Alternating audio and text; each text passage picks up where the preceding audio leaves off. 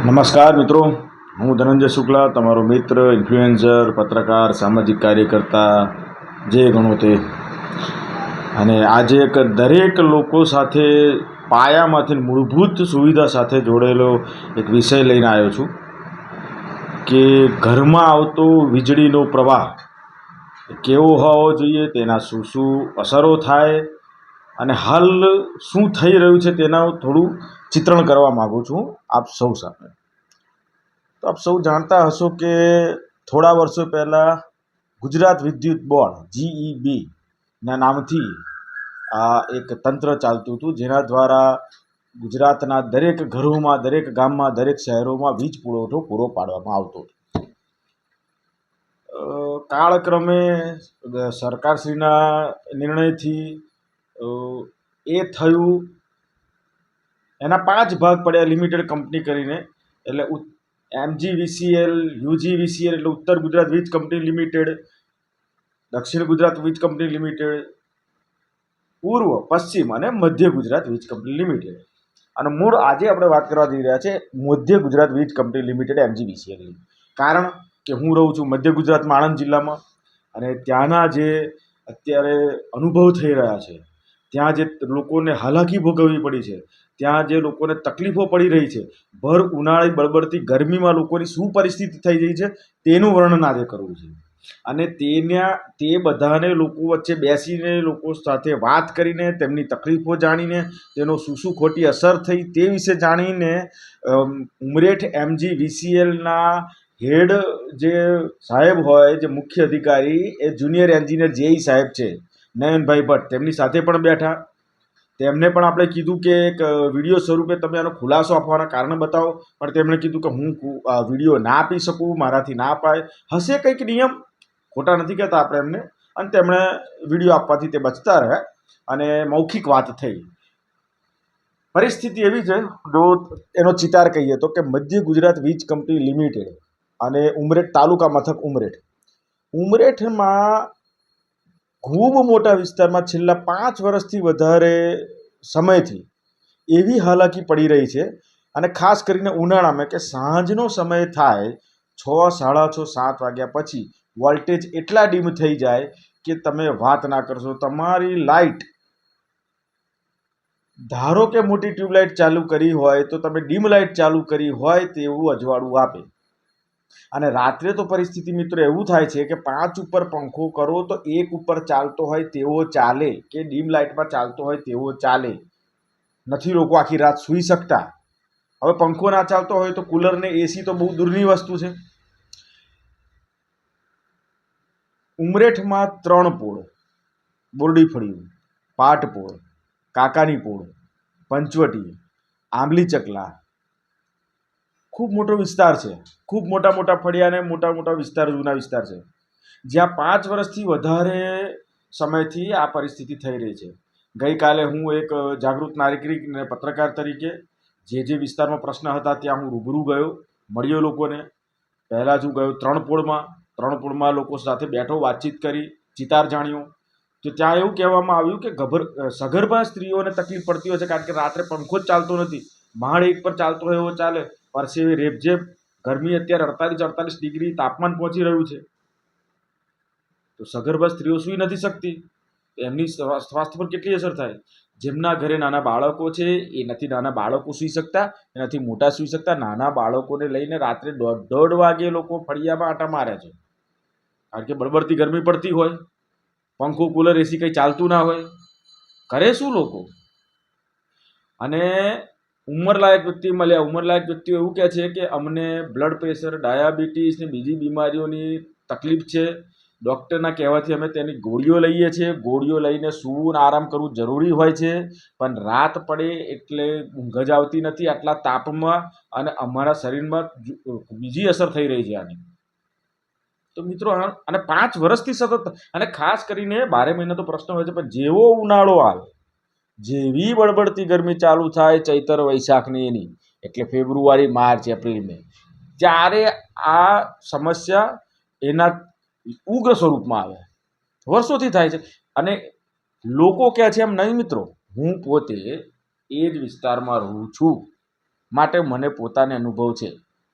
છેલ્લા 1 મહિનામાં કેટલી રાત્રો હું જાગ્યો છું મને ખબર છે.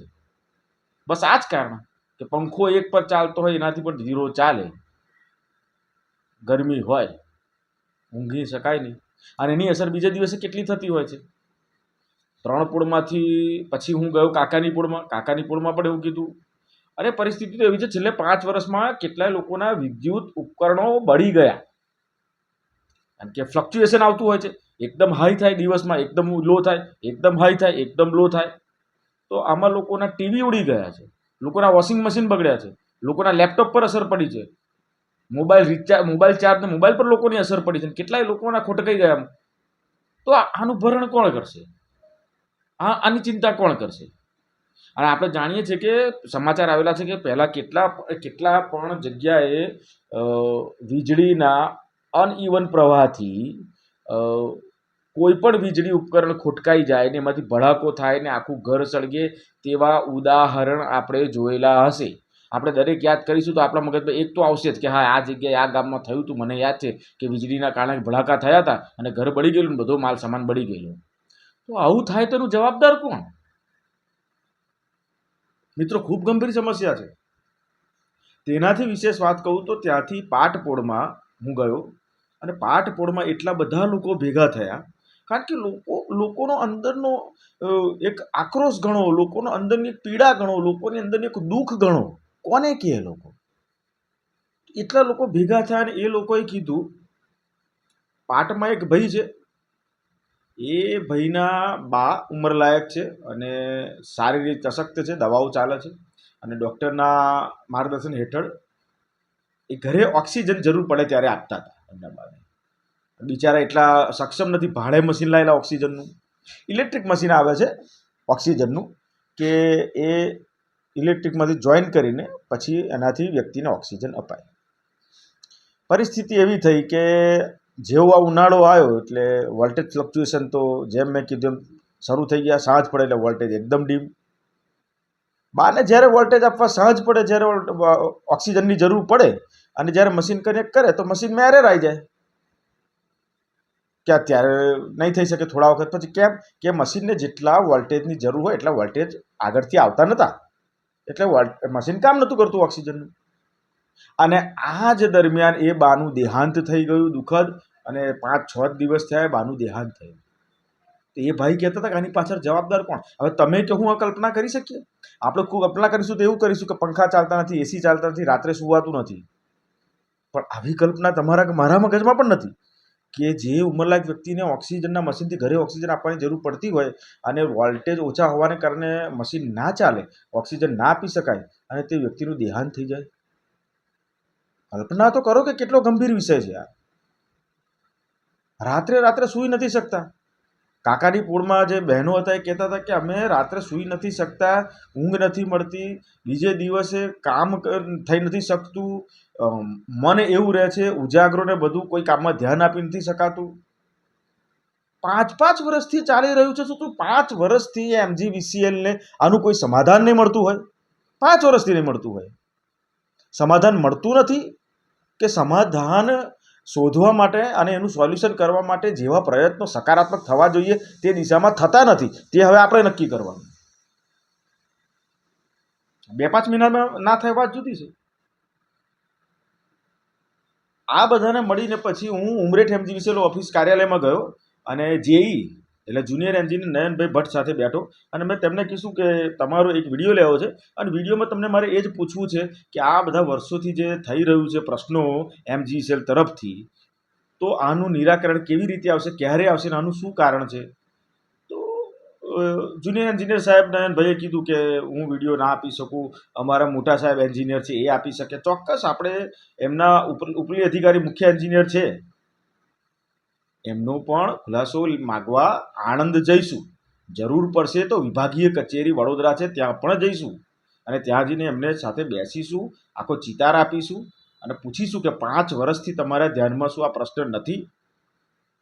આનું સોલ્યુશન કેમ નથી આવતું? ચાલો, છતાં એમને વિડીયો ના આપ્યો. એમની સાથે મૌખિક વાત થઈ. એમને કીધું લખીને આપું અને મૌખિક વાત કરતાં એવું કહેતા હતા કે ડીપીની જરૂર પડતી હોય છે. ડીપી ગામમાં ઓછી છે, ગામમાં ડીપી માટે જગ્યામાં નથી. જ્યાં ડીપી ઊભી કરતા હોય ત્યાં લોકો વિરોધ કરતા હોય છે કે મારા ઘર ઘરથી વાયરો જાય છે, મારા ઘર ઘરે ડીપી ઊભી ના કરો. આવા બધા પ્રશ્નો. નગરપાલિકામાં કીધું, ઉમરેઠ નગરપાલિકામાં, તો ઉમરેઠ નગરપાલિકા, હવે ઉમરેઠ નગરપાલિકા માટે ગામ મધ્યે કઈ જગ્યા હોય તો ઉમરેઠ નગરપાલિકા આપે. હું પક્ષ નથી લેતો ઉમરેઠ નગરપાલિકાનો, સમજજો, પણ ઉમરેઠ નગરપાલિકા પાસે એવી ગામની મધ્યે કઈ જગ્યા હોય તો આપે.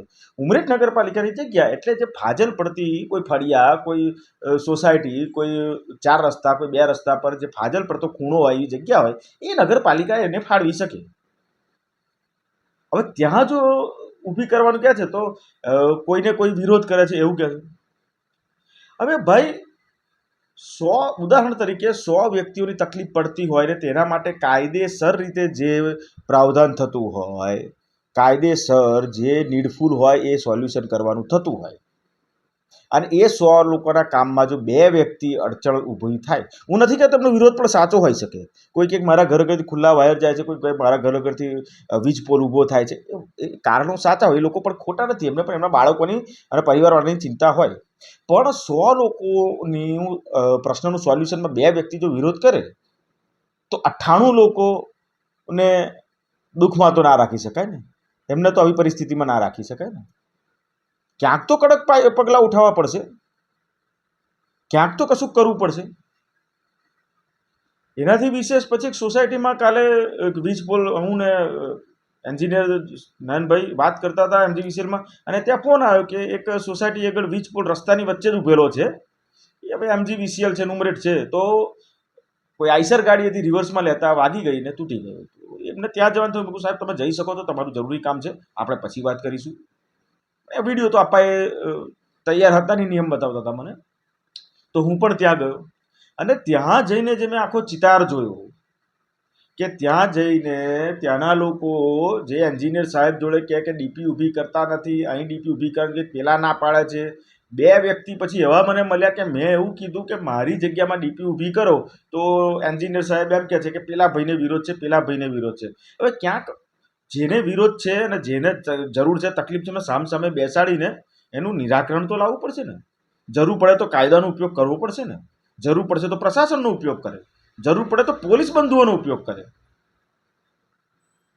કારણ કે વાયર ક્યાંકથી તો ક્યાંકથી જવાના, ક્યાંક ને ક્યાંક તો પોલ ઊભો કરવાની જરૂર પડે. હવે તમે બધાના વિરોધને જો ધ્યાને રાખશો તો 5 વર્ષથી લોકો તડફે છે, હજુ બીજા 5 વર્ષ તકલીફમાં રહેશે.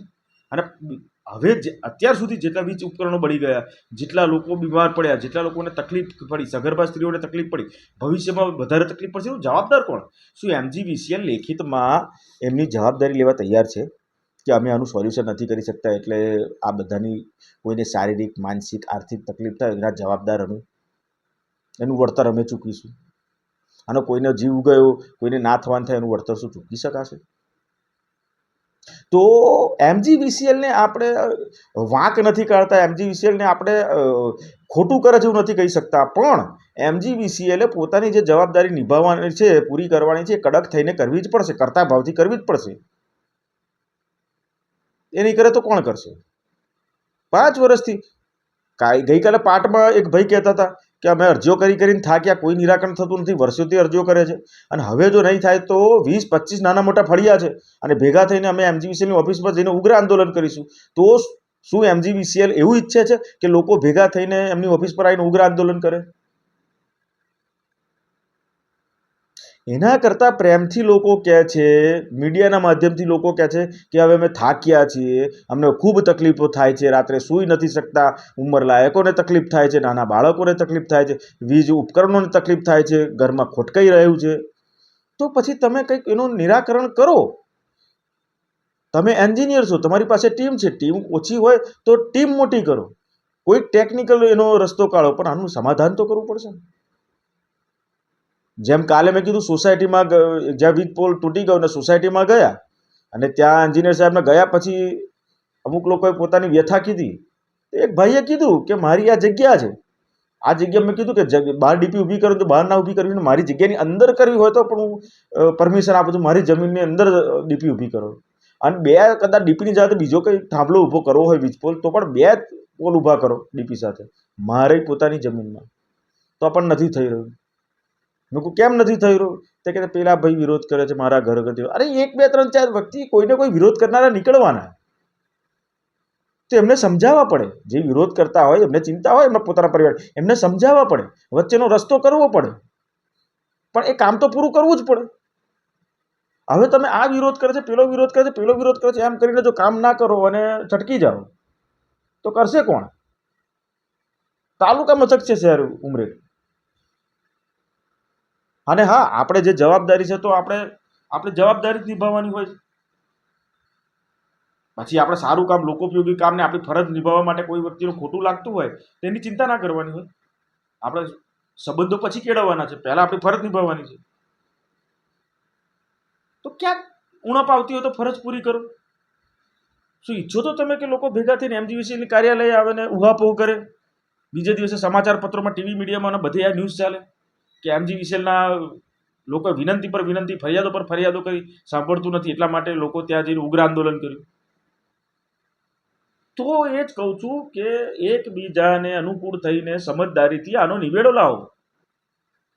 અને બંને સમજવાની વાત કરું. હું ખાલી એમજીવીસીએલને સમજે એવું કે એમજીવીસીએલના એન્જિનિયર કે એમની ટીમ સમજે એવું નથી કહેતો. જે વિરોધ કરે છે તેમને પણ સમજવાની જરૂર છે. એમજીવીસીએલના અધિકારીઓને પણ, એન્જિનિયર અને એમની ટીમને પણ સમજવાની જરૂર છે. બધાએ સમજવાની જરૂર છે. ક્યાંક ને ક્યાંક વીજ પોલ ઊભા કરવા પડશે, ક્યાંક ને ક્યાંક ડીપી ઊભી કરવી પડશે. જો હું આખી રાત જાગું છું વોલ્ટેજ ડીમના કારણે, અને જો ડીપીનો પ્રશ્ન છે, અને જો ડીપીની જગ્યા મારા ઘર આગળ ખૂણો છે ત્યાં થઈ શકે છે, અને જો એ સમયે હું વિરોધ કરું તો એ કેવો ન્યાય કે મારે વીજળી પણ કમ્પ્લીટ જોઈએ છે, મારે શું છે, મારે બધા વીજકરણો બરાબર ચાલે ધ્યાન રાખવું છે, પણ એના માટે ડીપીની મારા ઘર આગળ મારી સોસાયટી જગ્યા છે અને ત્યાં વીજ પોલ ઊભો થઈ ડીપી ઊભી થઈને સોલ્યુશન થઈ શકે એવું છે, પણ હું મારા ઘર આગળ મારા ફળિયા આગળ તો હું ના પાડીશ? તો એવું તો શક્ય નથી ને મિત્રો, કે આપણે સગવડ પૂરી માગીએ અને આપણી ફરજમાં ક્યાંય ના ઉભા રહીએ. એટલે એ પણ જે ખાસ ચિંતાનો વિષય છે. પણ હા, એમજીવીસીએલ ઉમરેઠ, મધ્ય ગુજરાત વીજ કંપની લિમિટેડ ઉમરેઠના તેમના એન્જિનિયર નયનભાઈ ભટ્ટને હું કહેવા માગીશ કે પાટના રહીશોએ કીધું કે અહીં અમે અમારો ખૂણો છે, અંદર જ્યાં પાટ જવાનો રસ્તો છે ત્યાં અમે કીધું કે ડીપી ઊભી કરવાની જગ્યા છે, ડીપી ઊભી કરો. તો ત્યાં તમારો પ્રશ્ન એવા આવે છે કે વાયરો ક્યાંથી ખેંચવાને શું કરવું. હવે ટેકનિકલ વિષયનો રસ્તો તમારે જ કરવો પડશે. After all you are the main engineer. એવી રીતે આરામ એવન્યુ સોસાયટી બાજુ જ્યાં વાત થઈ, એક ભાઈએ કીધું કે મારે આ જગ્યા છે એની અંદર ડીપી ઊભી કરો, બીજો વીજ પોલ ઊભો કરો, તો મને વાંધો નથી. So you have to do this. રસ્તો કરવો પડશે. પણ જ્યાં લોકો તમને જગ્યા આપી રહ્યા છે ત્યાં તમે કરવા તૈયાર નથી, 1 2 વ્યક્તિના વિરોધને કારણે. અને આમ તમે જ્યારે લોકો ઉહાપો કરે ત્યાં તમે કહો છો કે અમારી પાસે વીજ પોલને ડીપી ઊભી કરવાની જગ્યા નથી. આવું 2 બાજુ તો નહીં ચાલે ને. દૂધમાં ને દહીંમાં 2 તો નહીં ચાલે ને. તમારે કડક થઈને જ્યાં ડીપી ઊભી કરવાની જગ્યા મળે કડક થઈને ડીપી ઊભી કરો. 2 3 વ્યક્તિને ખોટું લાગે પણ ઘણા લોકોનું જો પ્રશ્નનું સમાધાન તો કરવું જોઈએ. અને જેને વિરોધ છે એમને સામે બેસાડીને એક સમાધાનથી ચાલો. ક્યાં ઘર્ષણમાં ઉતરવાની જરૂર આવે છે મને એમ. કોઈને વિરોધ હશે તો પોતાના પરિવાર બાળકો માટેનો વિરોધ હશે કે એમને કોઈ હાનિ ના પહોંચે, એમના ઘર નજીક વીજ પોલને કરંટની કોઈ હાનિ ના પહોંચે. આ જ પ્રશ્ન હોય, બીજો કોઈ પ્રશ્ન તો હોય નહીં.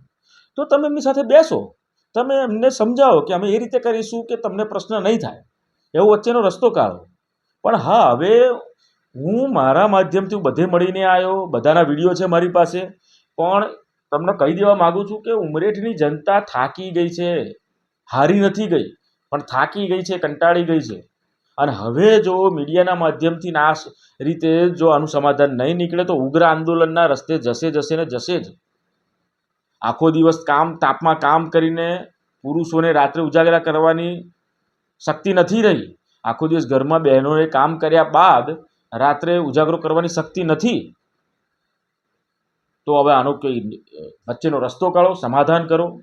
અને હજુ કહું છું, એક તરફની વાત નથી કરતો. જે વ્યક્તિઓને વિરોધ છે એ વ્યક્તિઓનું પણ સમાધાન કરો. અને જે વ્યક્તિ ડીપી માટે અને પોલ માટે જગ્યા ઊભી કરવા માટે જગ્યા સૂચિત કરે છે, બતાવે છે, તો ત્યાં એમનો પણ ઉપયોગ કરો. બંનેને સાથે રાખીને એવું સમાધાન કરો કે લોકોને સાંજ પડે પૂરો વીજળીનો વોલ્ટેજ મળે, પંખા ચાલે, કુલર ચાલે.